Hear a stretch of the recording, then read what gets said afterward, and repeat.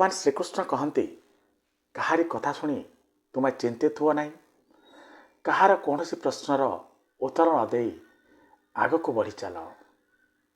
समय और भगवान समस्तिंकर सबु प्रश्नर उत्तर देदेवे। सुख समय रे भगवान को केबे भूल नहीं कि दुख समय रे भगवान का उपरू भरोसा छाड़ नहीं। जीवन रे प्रत्येक समय तुमर जे अनुकूल हेब तार किछि ग्यारंटी नहीं। जीवन रे बेले बेले प्रतिकूल परिस्थिति आसे। प्रतिकूल परिस्थिति को साहसर सहित धैर्यर सहित सामना कर और आग को बढ़। देखिब तुम्हें आग को बढ़िले सबु समस्यार समाधान हो जिवो। जदि ए दुनिया रे परामर्श देउथुवा लोक माने साहाज्यर हाथ बढ़ाई दियंते ताहले ये दुनिया रे दुख बोली कौनसी शब्द रहंता नहीं। तुम्हें निजको बही जाउथुवा नदी परी आग को बहिबाकु दियो। ये कचरा सबू आपे आपे कूଳରେ ଲାଗିଯିବେ। सत कहिले मन हालका लेके आउ दुख को पिछ कहूथुवा लोक सबुबले संशय रे रहे, सबुबले डरिकी रहे। दुख देला लोक सुखर आनंद नबार केबे भी योग्य होई न थाए। दुख दबा लोक जीवन रे दुख ही पाई थाए। दुख पाइथिबा लोक जीवन रे हुए तो सुख आसी पारे, मात्र दुख देइथिबा लोक जीवन रे निश्चित भाव रे दुख आसीबो। भरोसार गोटे विशेष गुण है जदि निज उपरे भरोसा रखिल तेबे ताहा तुमर शक्ति पलटिला। आउ जदि अन्य उपरे तुमे भरोसा कल तेबे ताहा तुमर दुर्बलता बनिला। जीवन में कठिन परिस्थिति आसी थाए और जाई थाए, हेले जेतिकी समय पाई ये कठिन परिस्थिति तुम जीवन रे रही थाए तुमको तुम परी बनाई दे जाई थाए। मन रख जीवन रे कौनसी भी जिनिस परमानेंट नुह। तुमरे परिस्थिति मध्य बदली जीव। धैर्य धर, साहसर सह आगको बढ़िबा को प्रयास कर। सत कहूथुवा लोक मिछ आशा देउथुवा लोक ठारू 100 गुण रे भल होइथाए। भूल मानिगले कहीं छोट हो जाए नहीं, बरम यही साहस टिकक संपर्क को मजबूत करिथाए। समस्या केतेबेले भी बिना कारण रे आसी न थाए। यह जेतेबेले भी आसी थाए उद्देश्य तुमको बदलैवा, तुमको सजाड़िबा एवं तुम भीतर थिबा भल गुण को बाहर को आनिबा होइथाए। तेणु समस्या को डरंतु नहीं। शौक सेतेबेले भल लगी थाए जेतेबेले यह पूरण करने को निज स्वाभिमान को बिकिबा को न पड़े।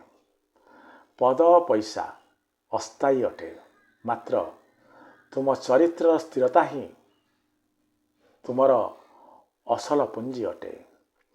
भूल हेबा मनुष्यर स्वभाव, मात्र भूल शिखिबा मनुष्य जीवनर असल उद्देश्य अटे। जेतेबेले पत्थर को भांगी भगवान कर मूर्ति गढ़ा बना जाई पारे तेबे लोक माने काहेकि केजानी सेमानकर गर्व को भांगु नाहंती। श्रीकृष्ण कहंती जदि तुम पछपटे आलोचना हेउछि तेबे चिंतित हुअनी, कारण तांकरी विषय रे चर्चा हुए, तांकरी विषय रे आलोचना हुए जहांक पाखरे किछि विशेषता थाए। सफलता मागिले मिले नहीं, मागिले केवल भिक ही मिली थाए। सफलता परिश्रम और जीत चाहे, समर्पण चाहे। सबुबले मन रख पशु माड़ खाई मध्य विश्वस्त रहे, हेले मनीष को जेते प्रेम कला परे मध्य धोखा ही मिली थाए। खुशी रहिबार सबुठारु बड़ उपाय हला पुराना तिक्त अनुभूति को मन भितर भुलाई दबा। ଜୀବନ ଯଦି ତୁମ ପାଖରେ ଜିତ୍ ଅଛି ଓ ନିଜକୁ ସାବ୍ୟସ୍ତ କରିବାର ଶପଥ ତୁମର ଅଛି, ତେବେ ସମୟ ନିଶ୍ଚିତ ଭାବେ ଦିନେ ନା ଦିନେ ତୁମ ପାଦକୁ ଛୁଇଁବ। ଖରାପ କାମ କରିବାର ବିଚାର ଆସିଲେ ତାକୁ କାଲି ଉପରେ ଛାଡ଼ିଦିଅ, କାରଣ କାଲି ହୁଏତ ଏ ଖରାପ କାମ କରିବାର ବିଚାର ତୁମ ମନ ଭିତରୁ ଚାଲିଯାଇପାରେ। ଯେତେବେଳେ ତୁମର ଉତ୍ସାହ ଅଧିକ ଥିବ ସେତେବେଳେ କେହି ନା କେହି ତୁମ ଡେଣା କାଟିବାକୁ ଆସିଯିବ। ହେଲେ ମନେ ରଖ, କେବେ ବି ଉଡ଼ିବା ତୁମେ ଛାଡ଼ିବ ନାହିଁ। ତୁମକୁ କେହି ବୁଝିପାରିଲା ନାହିଁ ତ ଦୁଃଖ କର ନାହିଁ, କାରଣ ଭଲ କଥା, ଉତ୍ତମ ଶ୍ଲୋକ ଓ ଭଲ ବହିକୁ ଖୁବ୍ କମ୍ ଲୋକ ଏ ଦୁନିଆରେ ବୁଝିପାରନ୍ତି। ନିଜକୁ ଏତେ ଶକ୍ତ ବନାଅ ନାହିଁ, ଏତେ ଶସ୍ତା ବନାଅ ନାହିଁ କି ଲୋକ ତୁମ ଉପସ୍ଥିତିକୁ ମଧ୍ୟ ଭୁଲିଯିବେ। ଆଉ ନିଜକୁ ଏତେ ମହଙ୍ଗା ବନାଅ ନାହିଁ କି ଲୋକ ତୁମକୁ ପାଖକୁ ଡାକିବାକୁ ମଧ୍ୟ ସାହସ କରିବେ ନାହିଁ। ଦୁନିଆ ତୁମକୁ ହଜାର ଚେଷ୍ଟା କରିବ ବଦଳାଇ ଦେବାକୁ, ମାତ୍ର ମଜା ତ ସେତେବେଳେ ଆସେ, ଅସଲ ଆନନ୍ଦ ତ ସେତେବେଳେ ମିଳେ ଯେତେବେଳେ ତୁମେ ତୁମ ଆତ୍ମାର କଥା ଶୁଣି ପରିସ୍ଥିତି ଅନୁଯାୟୀ ନିଜକୁ ବଦଳାଇ ଥାଅ। ସବୁକିଛି ହରାଇଲା ପରେ ମଧ୍ୟ ତୁମେ ଦୁଃଖ କର ନାହିଁ, କାରଣ ସବୁ ତ ତୁମେ ହରାଇ ସାରିଛ। ଆଉ କ'ଣ ବା ଅଛି ତୁମେ ଆଗକୁ ହରାଇବ? ତେଣୁ ଏଇଥରକ ପ୍ରୟାସ କର, ଦେଖିବ ଏଥର ହରାଇବାର ଭୟ ନାହିଁ, ବରଂ ପାଇବାର ସମ୍ଭାବନା ଅଛି। ତେଣୁ ପ୍ରୟାସ ଜାରି ରଖ। ଯେଉଁ ଲୋକ ପ୍ରୟାସ କରେନି ତାକୁ ପ୍ରତ୍ୟେକ ସମସ୍ୟା ପାହାଡ଼ ପରି ଲାଗିଥାଏ। ନିଜର ଦୁର୍ବଳତା କାହାରି ଆଗରେ ବି ପ୍ରକାଶ କର ନାହିଁ, ନହେଲେ ଲୋକ ତୁମ ଦୁର୍ବଳତାକୁ ହିଁ ଶୁଣି ତାର ଫାଇଦା ନେବା ଆରମ୍ଭ କରିଦେବେ। କ୍ଷମା କେବଳ ଭୁଲ ପାଇଁ ମିଳିଥାଏ, ହେଲେ କାହା ସହିତ କରିଥିବା ଭୁଲ ପାଇଁ ନୁହଁ। ଯେତେ କୁକୁର ଭୁକୁଛନ୍ତି, ଯଦି ସମସ୍ତଙ୍କୁ ତୁମେ ପଥର ମାରିବାକୁ ଚେଷ୍ଟା କଲ, ତାହେଲେ ଏହି ପଥର ମାରୁ ମାରୁ ତୁମେ ତୁମର ଅସଲ ଲକ୍ଷ୍ୟକୁ ଭୁଲିଯିବାର ସମ୍ଭାବନା ବହୁତ। ପରିସ୍ଥିତି ଯେମିତିକା ହେଉନା କାହିଁକି, ଅଭିଯୋଗ ନ କରି ପରିସ୍ଥିତିକୁ ସ୍ୱୀକାର କର ଓ ତାର ସମାଧାନର ବାଟ ନିଜେ ଖୋଜ। ସମସ୍ତେ ଅଭିଯୋଗ କରିବାକୁ ପସନ୍ଦ କରନ୍ତି, ମାତ୍ର ଯିଏ ବିନା ଅଭିଯୋଗରେ ଜୀବନ ଜିଅନ୍ତି ସେମାନେ ଜୀବନର ପ୍ରକୃତ ଆନନ୍ଦ ନେଇଥାନ୍ତି। ସାହସ ତାକୁ କୁହାଯାଏ ଯାହା ମୃତ୍ୟୁ ସାମ୍ନାରେ ମଧ୍ୟ କର୍ଣ୍ଣ ପରି ନଏ ନାହିଁ କି ଅଭିମନ୍ୟୁ ପରି ନିଜ କର୍ତ୍ତବ୍ୟ ଛାଡ଼େ ନାହିଁ। ପ୍ରକୃତ ଖୁସି ସେତେବେଳେ ତୁମକୁ ମିଳିବ ଯେତେବେଳେ ତୁମେ ଅନ୍ୟର ଖୁସିରେ ନିଜର ଖୁସିକୁ ଖୋଜି ଚାଲିବ ବା ଖୋଜି ପାଇବ। କଠିନ ସମୟ ଆମକୁ ଆମ ଭିତରର ଶକ୍ତି ଓ ସାମର୍ଥ୍ୟ ସହ ପରିଚିତ କରାଇଥାଏ। ଯିଏ କଠିନ ପରିସ୍ଥିତି ଦେଇ ଯାଇଛି ସେ ଜାଣିଛି ତା ଭିତରେ କେତେ ଶକ୍ତି ଓ କେତେ ସାମର୍ଥ୍ୟ ରହିଛି। ପଇସା ଏକ ଅଦ୍ଭୁତ ସାଥୀ ଅଟେ। ପଇସା ଆମ ସମସ୍ତଙ୍କୁ କହେ, ତୁ ଆଜି ମୋତେ ବଞ୍ଚା, ମୁଁ କାଲି ତୋତେ ବଞ୍ଚାଇବି। ଅଭିମାନ ସେତେବେଳେ ଆସେ ଯେତେବେଳେ ଆମେ ଜାଣନ୍ତି ଆମେ କିଛି କରିଛେ, ମାତ୍ର ସମ୍ମାନ ସେତେବେଳେ ମିଳେ ଯେତେବେଳେ ଦୁନିଆ ଜାଣେ ତୁମେ କିଛି କରିଛ ବୋଲି। ଭଗବାନ ଶ୍ରୀକୃଷ୍ଣ କହନ୍ତି, ଭାଗ୍ୟଶାଳୀ ବ୍ୟକ୍ତି ସିଏ ଯାହାକୁ ସମୟ ଓ ବୁଦ୍ଧି ଏକା ସମୟରେ ମିଳିଥାଏ। ବେଳେବେଳେ କ'ଣ ହୁଏ, ସମୟ ଯେତେବେଳେ ଆସିଯାଏ ସେତେବେଳେ ଆମେ ପ୍ରାୟତଃ ଆମ ବୁଦ୍ଧିକୁ ହରାଇ ବସିଥାନ୍ତି। ପଇସା ଜୀବନର ସବୁ କିଛି ନୁହେଁ, ମାତ୍ର ବହୁତ କିଛି ଅଟେ। ଯେଉଁ ବ୍ୟକ୍ତି ଏଇ ବହୁତ କିଛିକୁ ସବୁ କିଛି ବୋଲି ଭାବିନିଏ ସେ ଜୀବନରେ ଶେଷରେ କିଛି ବି ବଞ୍ଚାଇ ପାରିନଥାଏ। ପଇସା ଲୁଣ ଏକାପରି, ଆବଶ୍ୟକତାରୁ ଅଧିକା ଥିଲେ ଜୀବନର ସ୍ୱାଦକୁ ଖରାପ କରିଦିଅନ୍ତି। ବନାବଟ, ଦିଖାବଟ ଓ ସଜାବଟ ଜୀବନର ଗିରାବଟର କାରଣ ହୋଇଥାନ୍ତି। ଲୁହାକୁ କେହି ନଷ୍ଟ କରିପାରେ ନାହିଁ। ଲୁହାକୁ ନଷ୍ଟ କରିଥାଏ ତା ଦେହରେ ଲାଗିଥିବା କଳଙ୍କି। ଠିକ୍ ସେମିତି ମନୁଷ୍ୟକୁ ନଷ୍ଟ କରିବାକୁ ଆଉ କାହାର ଦମ୍ ନାହିଁ। ଦମ୍ ଅଛି ତ ତାର ନକାରାତ୍ମକ ବିଚାର, ତା ମନରେ ଥିବା ଭୟ, ତା ମନରେ ଥିବା ଶଙ୍କା ଇତ୍ୟାଦି ଇତ୍ୟାଦି। ଖରାପ ଅଭ୍ୟାସ ଯଦି ସମୟ ପୂର୍ବରୁ ବଦଳା ନଯାଏ ତେବେ ଏହା ତୁମ ଜୀବନର ସମୟକୁ ମଧ୍ୟ ବଦଳାଇ ଦେଇପାରେ। କାହାର ଛାଇ ବନି ବଞ୍ଚିବା ଅପେକ୍ଷା ନିଜର ପରିଚୟ ସୃଷ୍ଟି କରିବା ବହୁତ ଭଲ ଅଟେ। ସମ୍ପର୍କ ହିଁ ଜୀବନ, ସଂଘର୍ଷ ହିଁ ଜୀବନ। ସଫଳତା ପୂର୍ବର ସଂଘର୍ଷଟା ହିଁ ତୁମକୁ ସଫଳତା ପାଖରେ ପହଞ୍ଚାଇଥାଏ। ତେଣୁ ସଂଘର୍ଷ ଛାଡ଼ନା। ସଂଘର୍ଷକୁ ଡରି ନିଜ ଜୀବନର ରାସ୍ତାକୁ ବଦଳାଅ ନାହିଁ। ସଂଘର୍ଷର ମୁଣ୍ଡରେ ଗୋଡ଼କୁ ରଖି ଆଗକୁ ବଢ଼ିଚାଲ। ସଫଳତା ପରେ ଯଦି ତୁମ ଭିତରେ ନମ୍ରତା ଗୁଣ ନ ଆସିଲା, ତୁମେ ନଇଁବା ନ ଶିଖିଲ, ତେବେ ଫଳଭରା ଗଛ ପରି ତୁମେ ଅସମୟରେ ଭାଙ୍ଗି ପଡ଼ିବ। ଯେମିତି କ୍ଷୀର ଲେମ୍ବୁ ସଂସ୍ପର୍ଶରେ ଆସିଲା କ୍ଷଣି ତା ନିଜର ଅସ୍ତିତ୍ୱ ହରାଇ ଦହିରେ ପରିବର୍ତ୍ତିତ ହୋଇଥାଏ, ସେମିତି ସଙ୍ଗତ ଆମକୁ ମଧ୍ୟ ବଦଳାଇ ଦେଇପାରେ। ତେଣୁ ଭଲ ବନିବାର ଅଛି ତ ଭଲ ସଙ୍ଗତ କର। ପବନ ପାଗର ପରିବର୍ତ୍ତନ କରିଦେଇପାରେ।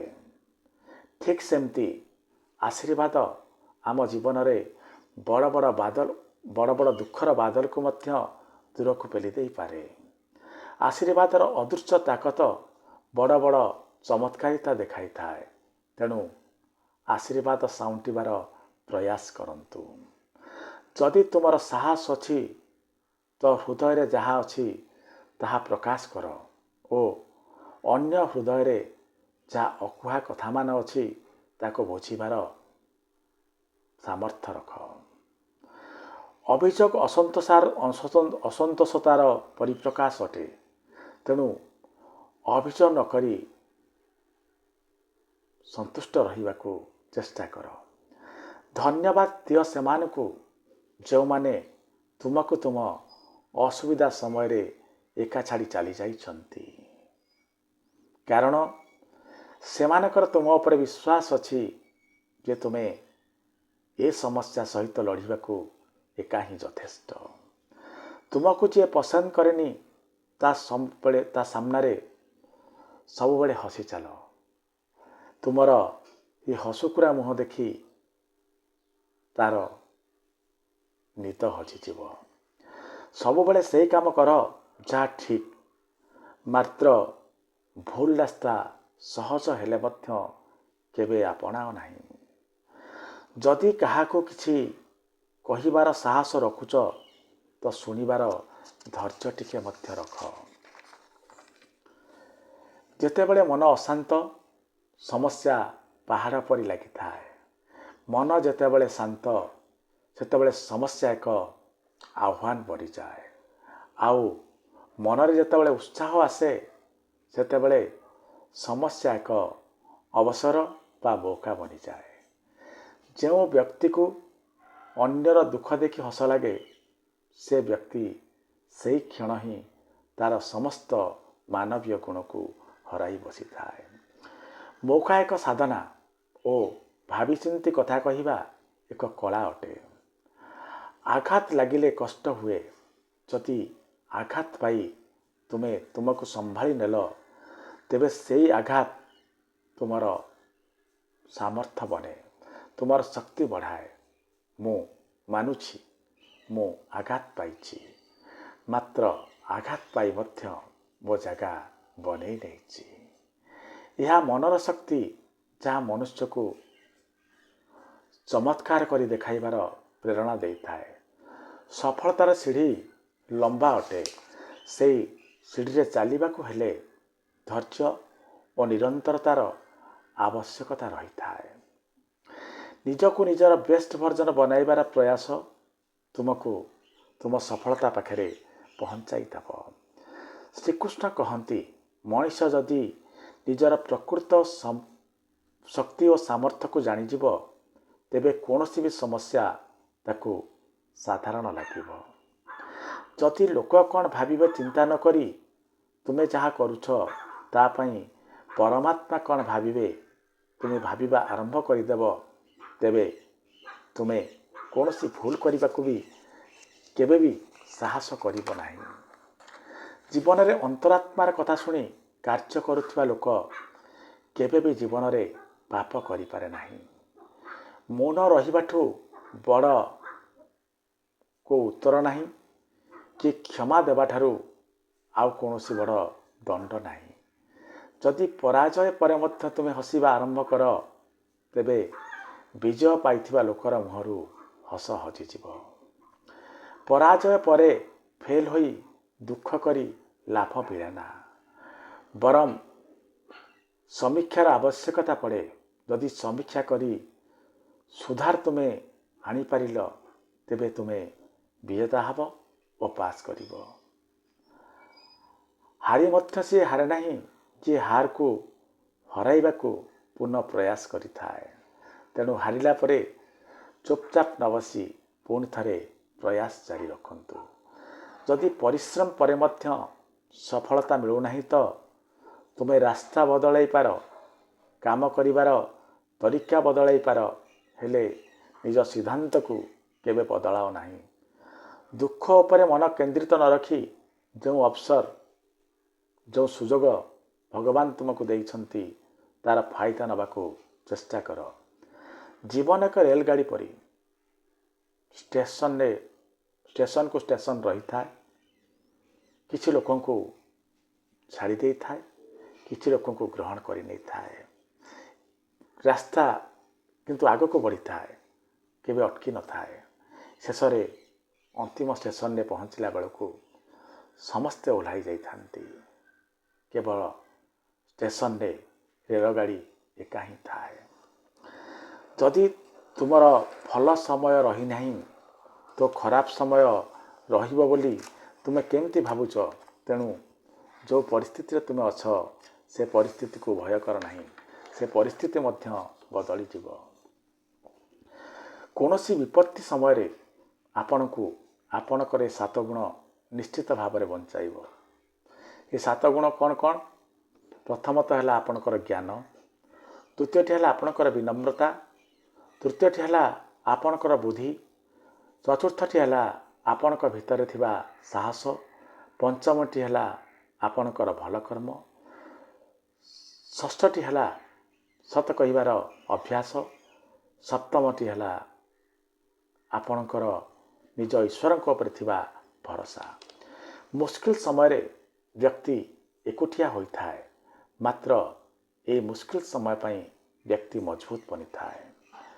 ଭଗବାନଙ୍କୁ ପାଇବାର 3ଟି ମାର୍ଗ ହେଲା ଧ୍ୟାନ ଯୋଗ, ଜ୍ଞାନ ଯୋଗ ଏବଂ କର୍ମଯୋଗ।